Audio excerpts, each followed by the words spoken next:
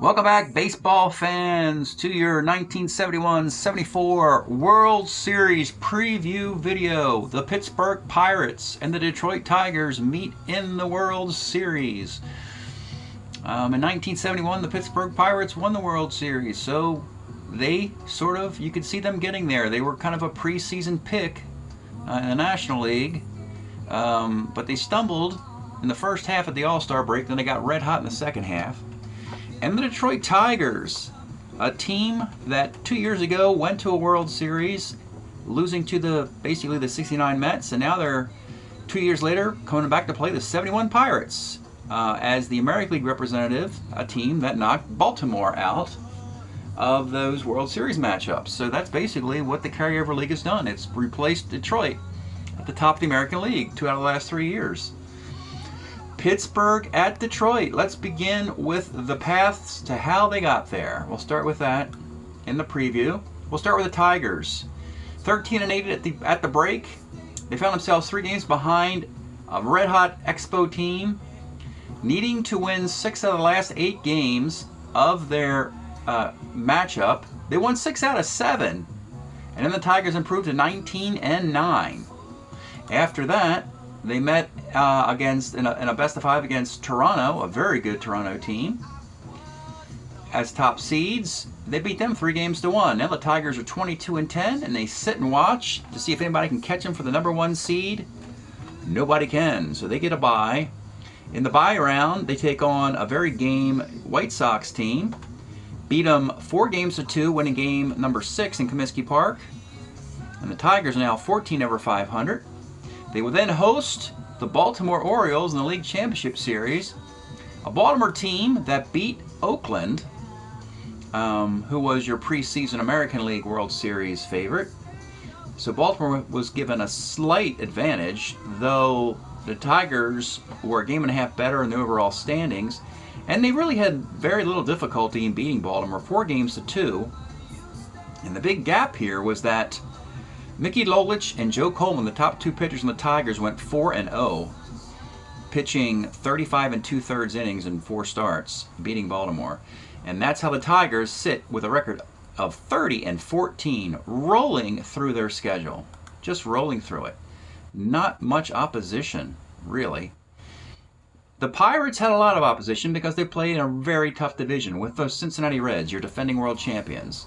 The Cubs, who had a very good year. The Cardinals, who had a very good year. So they sat at 14-15 at the break. So they immediately played for their life in an elimination series against the Big Red Machine. Best of 7. They knocked the Big Red Machine out. So that's step 1. Knocked the world champions out of the season. And Pittsburgh did, winning 4-2, improving the record to 18-17. Then in the second round, they would play the Phillies. And by the way, this is like the last round of a tournament you could lose and still not be eliminated. And the Pirates got very fortunate that they played in the National League, because in this best-of-5 against the Phillies, they lose it 3-2, which means the Pirates are now 20-20. However, 4 other teams got eliminated with losing records, including the Mets, including the Padres, Arizona Diamondbacks, and Colorado Rockies. So Pittsburgh barely hangs on with a 20-20 record to go to the 3rd round of the tournament, needing to sweep Houston 3 straight. They play the Astros. They beat Houston 3 straight. If you saw that series, you saw them come back in the 9th inning at least once or twice to do it, finishing with a 23-20 record, tying the Cubs at the top of that American National League Central, getting the division while the Cubs got the wild cards. They would meet in the wild card round because the Pirates beat the Cubs 4-1 in the regular season to get the tiebreaker. And when they did the rematch, Pirates won that as well, 3-1. So after that, in the divisional round, they faced a Giants team who had a bye, and they beat them 4-2. And then after that, they went to your League Championship Series, and they faced that Phillies team again that they lost to 3-2. This time they beat them 4-2. And this is a case of a Pirates team that's 34-25, which is a very good record, but it's not spotless by any stretch. It's a team that could have been buried way back here. If the Reds could have knocked them out, they didn't. The Phillies almost knocked them out. They kept them alive. It's like you got to step on these guys. You got to throw that shovel of dirt on them, or they'll come back and bite you. And the Pirates bit everybody in the National League, 34-25. Look at the overall standings of both leagues. There you see your Tigers playing .682 baseball. That's the best overall mark in the game in the World Series. A 30-win team. And in the National League, the Braves, of course, were one and done. That's a shame for them. And the Giants were one and done. They weren't particularly good, nor was Portland. And here's your Pirates, 34-25, just playing .576 ball. But it's good to get through a lackluster National League. And lackluster, what I mean is, American League was +15 in interleague play. That's wins and losses in your National League. Interestingly, the Pirates interleague games were against the California Angels. They beat them 2 straight in interleague play. So they were +2, while the rest of the National League was -17. Hopefully, interleague play bodes well for the Pirates again, as they'll play the Tigers in the World Series. So what we'll do is we'll play a game. We'll play each game, and then on each day, and have separate videos for each game. We'll broadcast the entire World Series. But right now, let's take a dive into the stats. Let's begin with your Detroit Tigers. We're going to actually go back for this little exercise back to their previous spot in the World Series, and that is here. These stats are from 2 years ago, when we still had the 1969 cards in play. The Tigers were a very mediocre division winner at a .500 record, caught fire in the playoffs, but then they lost to the Mets 4-1 in the World Series. So their overall record was 30-29, scoring 291 runs, giving up 243. That's pretty good, though. That's very good with just a game over .500. The pitching, Joe Coleman was 11-5, 8 complete games. Mickey Lolich 9-6, both ERAs below 3. Great pitching. John Hiller closing things out. Good bullpen. Basically, the only disappointing pitcher was Denny McLain at 5-8, 4.91 ERA. Offense, Willie Horton, 20 homer, 53 RBI, and a .279 batting average. Gates Brown's ridiculous 71 card at .333, 10-32. Mickey Stanley had a nice year in the platoon. Norm Cash, .249, 837, and Al Kaline, .238. Now, the problem with the Tigers was the left side of the infield was weak, meaning that they're happy with freehand catching, Norm Cash at first, Dick McAuliffe at second. They're happy with an outfield including Mickey Stanley, Al Kaline, Willie Horton, and Jim Northrup. But the left side of that infield, at third and short, was comprised of Kevin Collins, who was a left-handed hitting third baseman out of the Expo system, Dick Tracewski, and a very, very young Elliot Maddox. And none of these guys played very well at all. Tracewski was at least a 2 at short with a high E rating. Collins hit like .240 with no home runs. Maddox was the best of these hitters at .267. So clearly, this Detroit team was going to have to get better at third and short. Let's see what happens a year later. So a year later, they missed the playoffs altogether. They just had a slump. As you can see, Lolich 6-3, Coleman 4-7, but their ERAs are above 3 now. You had John Hiller's ERA got ballooned up a little bit. Les Kane was the number 3 starter. Scored 155 runs, gave up 161, and missed the playoffs altogether. Now, on the left side of this infield now, they would have a very old Clete Boyer, still a good defensive player. Would have won some gold gloves at third if it wasn't for Brooks Robinson. But he hit just 174. Yeah, they also had Woody Woodward. They took away from the Reds with 236. And the other infielder was Ed Brinkman, the great fielding shortstop who got MVP votes for his glove in '72. Hit just 148. Just didn't work out last year. So the Tigers, this year, let's take a look now at the present-day stats for your Detroit Tigers. Well, they once again got new left side of the infield.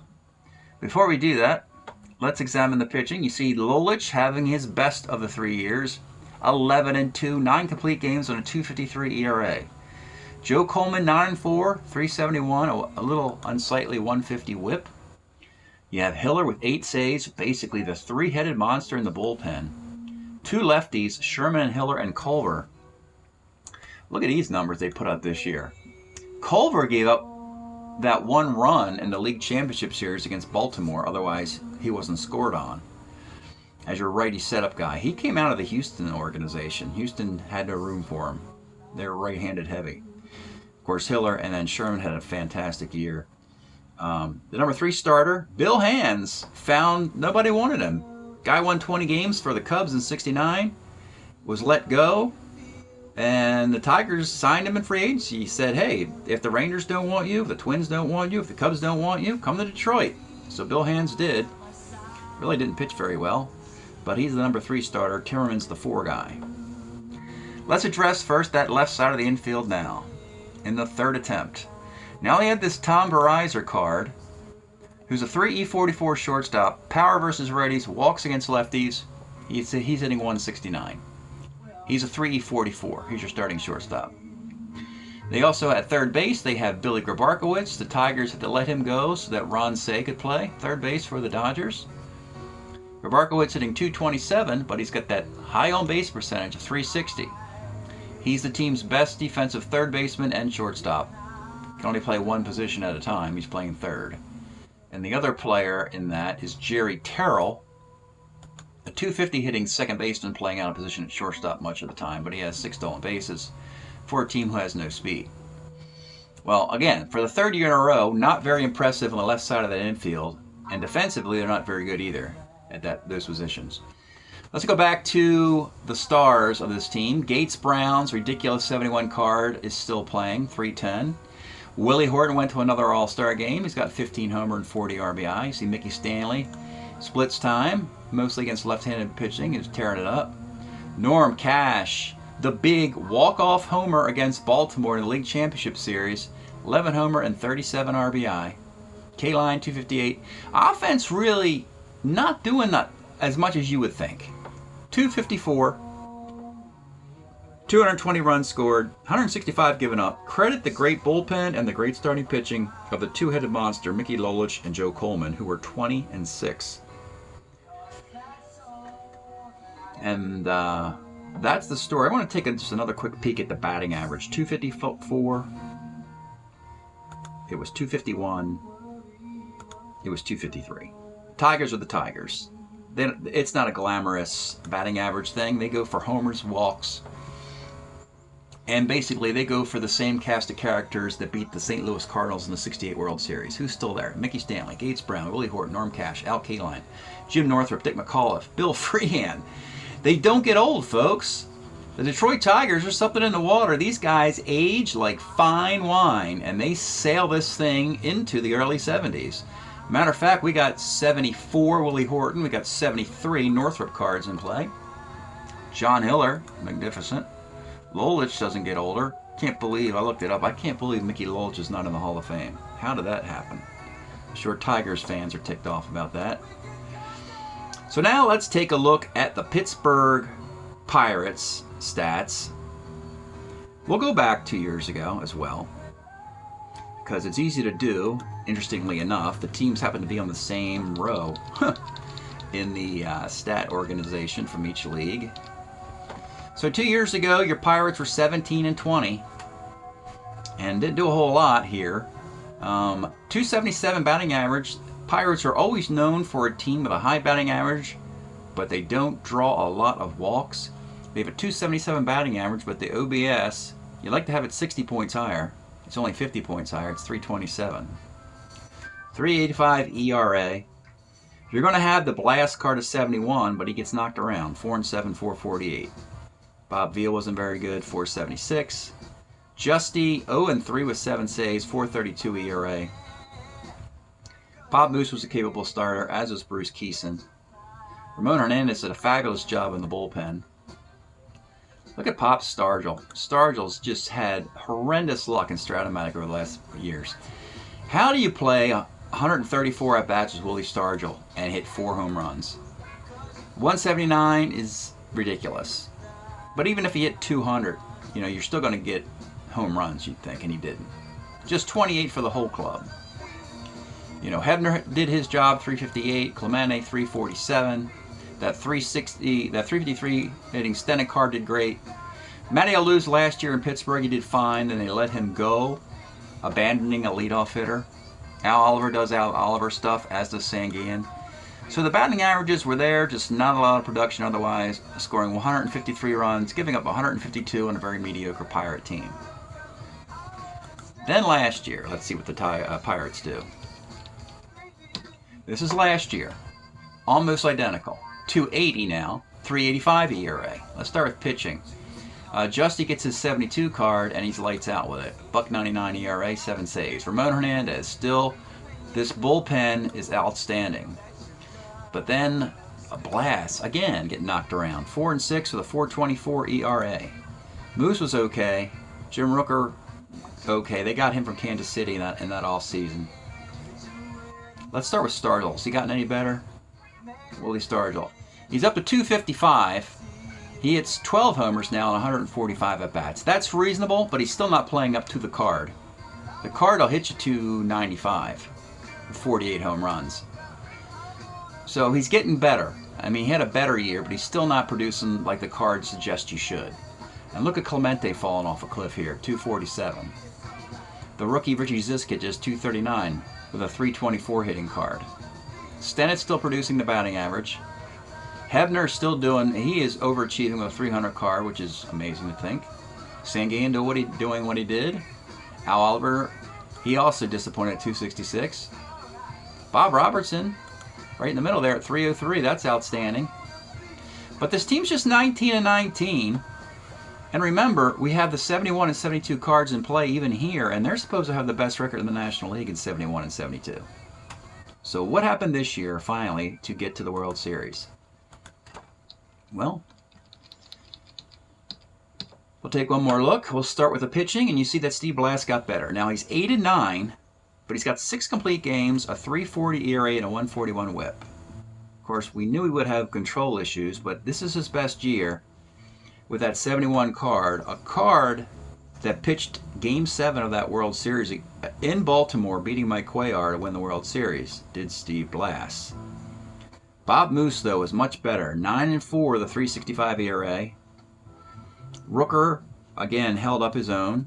Okay. They brought in this rookie, Alan Foster, to take the 4 spot. By the way, the 4 spot in any of these rotations normally pitches half as many innings as the top guy. You see Blass, 143. Your number 4 starter goes 61 innings. So it's not a big deal whoever you get, and they got Foster from the Cardinals. He had a big start in the league championship against Baltimore, did very well. Everybody pitched well. The team ERA went down a little bit. Only Dick Kelly had a team ERA worse than the team ERA there, kind of ballooning the stats. I'm not exactly sure why. I don't recall Dick Kelly really being that awful, but apparently he must have had a couple outings that he was just left in there in garbage time. Ballooned the ERA up, but look, it didn't hurt. He was 2-0. Not many 2-0 pitchers with a 7.46 ERA. Justy and Hernandez, this is the key to finishing games. Justy, 9 saves, 249. 143 whip, I'm not impressed with. Ramon Hernandez, 5 saves, 356, 148 whip. So you're seeing that the Pirates team is good, but you can see that they probably struggled on a very tough schedule against the Cincinnati Reds, against the Chicago Cubs, against the St. Louis Cardinals. They met the Phillies in the playoffs. They met the Houston Astros in the playoffs. You know, so it's been a tough road. They played a league championship against the Phillies again. They played the Giants. Batting average. Let's start with Stargell again. 3rd year now, folks. Willie Stargell, 3rd time around. Well, he's up to 21 homers, which is fantastic, and 229 at-bats. We'll take that any day of the week. He's hitting just 218. At least his on-base is 70 points higher than his average. That's a good sign. So he has 27 walks with the 21 homers. But for 3 years in a row, how in the heck does Willie Stargell hit 179, 255, and 218 with a 1971 MVP card? And by MVP card, I mean that Joe Torre, Hank Aaron, Willie Stargell should have been co-MVPs. All 3 of those guys deserved it. Joe Torre deservingly got the award for leading the league in runs batted in and batting average. But Stargell had an MVP caliber year in 71. One of the many times he'd be runner-up and not win it. Stennett does the same thing he does every year. He hits to the batting average, but the leaky glove at second base he gives up so many errors and singles, and his defense hurts. We talked about the Tiger defense at shortstop and third base. This team, their shortstop is Frank Tavares in a part-time role. He hit 272. He's a 344. And then they have Larry Milbourne hitting 264. He's a 338. This World Series will have the worst defensive play from the shortstop position I've ever had. Ever that I can remember. Normally, I can name some shortstops who have won World Series. I can think of Alan Trammell, Cal Ripken, Dave Concepcion, Larry Boa, Mark Belanger, Bud Harrelson.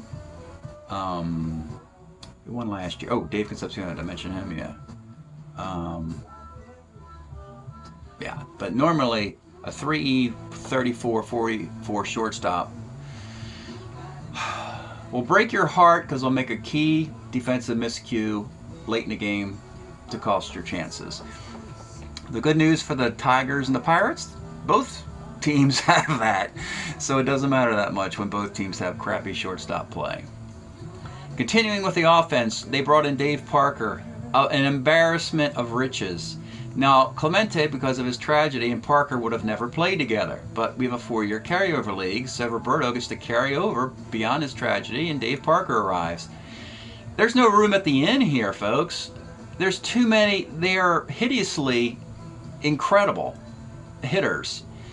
Zisk, Parker, Oliver, Clemente, Stargell. That's 5 outfielders plus a DH, and Bob Robertson a first. There's no room for everybody. So Richie Zisk had 112 at-bats, and Parker had 132 to platoon, hitting 341 and 304, where easily either one of these guys could have been the everyday hitter. They had a platoon. Clemente went to the All-Star game. He returned to a nice year. 308, 9 walks, 42 strikeouts. Not crazy about that. At least he had 6 triples, 13 doubles. Sanguian, okay. Bob Robertson had 15 home runs. That helped a whole lot. 65 home runs for this Pirate team. They scored 290 runs. They gave up 250 runs. So that is a deep dive into the stats for the Tigers and the Pirates. Now let's get to the pitching rotations for this series. It is a game 1, a day off, then games 2 through 5, a day off, and a game 7. What does that mean? It means your ace, if he's had enough time off, can pitch games 1, 4, and 7, get 3 starts. And they both can. Mickey Lolich pitched game 5 of the LCS. They had a day off. He's pitching on regular rest, as is Steve Blass. So Mickey Lolich will pitch in games 1, 4, and 7. Joe Coleman and Bill Hands, games 2 and 3. Bob Moose, Jim Rooker. And the number 4 starters will pitch in game 5. Tom Timmerman, Alan Foster, with Coleman and Moose returning. So a conventional array of pitching here. Mickey Lolich, though, 11 and 2. Steve Blass, 8 and 9. So who's the favorite? Tigers shown they've been dominant statistically, 30 and 14. But the Pirates have your Major League Baseball mojo hanging over the series, is that they won the 71 World Series. And remember, 20-man rosters, 8 of the 20 players are from the 71 card set. So now we'll give you the lineups, and then after that, that will conclude the preview, and we'll have game 1 tomorrow. We'll start with the starting pitchers for each team. Steve Blass, 71 card, 15 and 8, 285 ERA and 240 innings, versus Mickey Lolich, 72 card, 22 and 14, 250 ERA, 250 ERA and 327 innings. We'll go through Pittsburgh's lineup. I'll just read the stats. Since you've seen the stats I played, I'll just read the stats off the strat cards. Richie Hebner leads off, 72. He hit 300 with 19 home runs, leading off playing third base. Batting second and doing the catching, Manny Sanguian hit 298 in 1972. 7 home runs, -3 arm catcher. Batting third in center field, Al Oliver, 1972. He hit 312 with 12 home runs, replacing Matty Alou in center field. Batting fourth in right field, your Roberto Clemente, 341 in 71, 13 home runs, Major League Baseball's World Series MVP against Baltimore. Batting fifth, Willie Stargell, 1971 card. I've used it for, this is the 4th year in a row. 48 home runs, a .295 batting average, and 83 walks. And I've gone over his troubles. Batting sixth, it'll be Richie Zisk, 1973, 10 home runs, a 324 average in half a season. Bob Robertson bats 7th at first base, is 71 card, 26 home runs, a .271 batting average. Batting 8th, shortstop, Frank Tavares, 74, a 3 at shortstop, a B stealer, they don't steal many bases, a .246 hitter, no home runs. And batting 9th, Bill Mazeroski, looking for another World Series ring to go along with his 1960 ring, .254 in 193 at-bats. On the bench for your Tigers, you have Larry Milbourne, brought in from the Astro organization with a 74 card, hitting .279. Randy Stennett on the bench against a lefty with a big .353 average. Great to have a great pinch hitter like this against lefties come off the bench. He starts versus righties. And Dave Parker, an embarrassment of riches with this Pirate team, a .288 hitter with a 73 card. That is your Pirate offense. Now we'll go, before we do the Tigers, we'll go through the rest of the Pirate pitching. Bob Moose will pitch game 2. In 1972, he was 13-10 with a .291 ERA, 226 innings. Jim Rooker is your number 3 starter, 10-6, 73 card, .286 ERA, and 170 innings. Alan Foster will get 1 start in the World Series, 73 card with the Cardinals, 13-9, .313 ERA, and 204 innings. Your Pirate bullpen, lefty Dick Kelly from the Padres, 71 card, 2-3 with a .345 ERA and 60 innings. Bruce Keeson was in the rotation. They had too many righties, so they made him a long man. 6-5, .341 ERA and 95 innings in 71. Ramon Hernandez, 72, brilliance, 5-0, 167 ERA and 70 innings. Teaming up with Dave Justy, also in 72, 7-4 with a 192 ERA and 75. A big reason closing out games for that 72 Pirates team that did not make it into the World Series, losing to the Reds in the League Championship Series. Now let's go to Detroit, the home team, and their lineup. Leading off at second base, 73, Dick McAuliffe, 274 with 12 homers, 59 walks, and 343 at-bats. 2 rangy defensive second basemen. Batting second, Al Kaline, his 71 card, 15 homers, 82 walks, and a .294 batting average. Injury on 11, so I think he missed time with an injury in 71.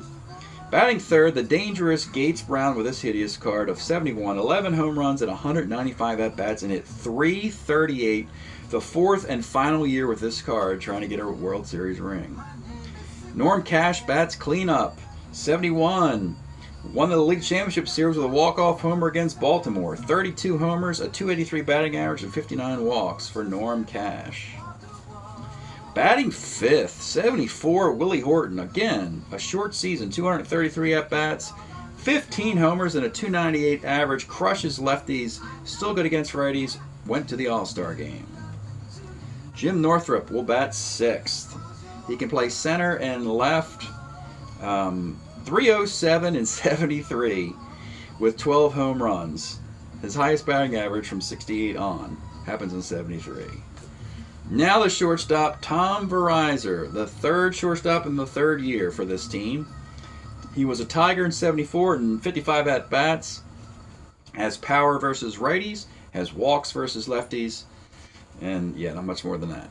Batting eighth, catching, John Stevenson, a left-handed hitting platoon catcher with Bill Freehan. He was an Angel in 72, hit 274. Mixing up a nice platoon with Bill Freehan. And batting ninth, your third baseman, no room at the inn in L.A. for Grabarkowitz, so the Tigers said, come here, we need a third baseman. Hits just 225, but he's got those walks, 19 in 71 at-bats, and is a 2 at second and third and a 3 at short. On your bench for your Tigers, you have Bill Freehan. His 72 card, 10 homers and a 262 batting average. Does not only can play in a platoon. He plays against some righties, but the tough righties, they put him on the bench. Mickey Stanley is great, 71 card in center field, a 292 hitter, crushes lefties. One defense always comes in every game, midway through against right-handed pitching. And Jerry Terrell is the utility infielder they got from the Twins with his 1973 card and a 265 average. The revolving door of middle infielders the Tigers have used. Now we'll take a look at the rest of the pitching. We saw Lolich in Game 2. It'll be Joe Coleman. Coleman, 71 card, a 20-game winner, 3.15 ERA in 286 innings. Had a nice World Series against the New York Mets 2 years ago. Number 3 starter is Bill Hands. He was a Cub in 1971. Cubs didn't have any room for him. They had Russell. They had Milt Pappas. They had Fergie Jenkins, so they let him go. 12-game winner in 242 innings, 3.42 ERA. Their number 4 starter is Tom Timmerman, who in 72, on a Tiger team that won the American League East, was 8-10 with a 2.88 ERA in 150 innings. I believe he got hurt because he was not on the postseason roster for the Tigers, and you think he would have been. So he probably got hurt. In the bullpen, they have Steve Keeley, brought in from the White Sox, 72, 3.32 ERA in 57 innings. They have Fred Sherman, 1971 Tiger, 2.71 ERA in 113 innings. Here is the George Culver card, one of the most underrated signings in the draft and free agency. Houston had no room for him. They had Jim Ray, Fred Gladding, and some others. 72 Culver, 3.06 ERA in 97 innings, and the Tigers signed him. He's having a great year. But last but not least, if you want to win a World Series and you want a Tug McGraw or a Sparky Lyle or a unbeatable closer, you got John Hiller for the Tigers. 73, his best year in a brilliant career. 10-5 with a 1.44 ERA in 125 innings. Will probably be on the mound if the Tigers win this World Series, you would think, to close it out. A la Tug McGraw and so forth. So that is it, folks. That is your World Series preview. We'll begin tomorrow, Game 1. Pittsburgh at Detroit. Steve Blass versus Mickey Lolich. We'll see you then.